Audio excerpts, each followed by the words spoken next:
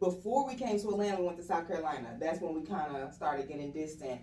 And I'm going to say that's because of the distance. It's a 9-hour distance between Pennsylvania and South Carolina. So he was kind of not really a part of my life. If my mom brought me to him, then I saw him. If my mom didn't take him, then I didn't see him. So, and that kind of created this, not hatred in me, but anger in me growing up. So I had this, where's my dad? And when I was really, really young, I blamed my mom. Like most kids, like, oh, you keeping me from my dad. You're not letting me come around my dad. But the older I got, when it was more like, if I can reach out to him, then I can be with him. Mm-hmm. When I began doing that, I got to really see that it wasn't all my mom. Mm-hmm. And that kind of made me feel away. Because like I told you, I was a daddy's girl. Mm-hmm. So it's like dating a man. You know, you think this man love you to the T.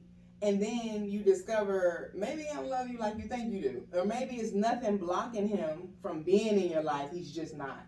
And that was a harsh reality for me growing up. So I had a lot of anger. And I think that has a whole lot to deal with the type of men I dated. Because I spent most of my younger years before the forgiveness and before the reconciliation, I spent a lot of years like reaching out, listening to like, oh, I'm gonna come get you, but don't ever come, or so I deal with men like that. You know, men tell you he gonna do so.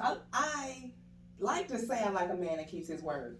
But then I also date men that'll tell me they're gonna do something and then don't do it. But as I'm growing up, I realized I dealt with that same thing with my father. So that's what I mean by, but he's a great man and a great, when he's around, I can get anything I want out of him. I'm almost say it's hard for him to say no.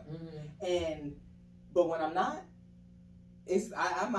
growing up, this different now, but growing up, I almost couldn't get an answer from the phone. Mm-hmm. And even now that I'm an adult, that's why I say maturity is a lot, ladies and gentlemen. Go ahead and grow up. Because even now there are moments when we're around each other and somebody will tell me all the stuff he did for them when they were kids. Oh yeah, I called your dad first. Your dad did this, that, and that for me. And I'm like, that's what's up. I can't relate. Okay.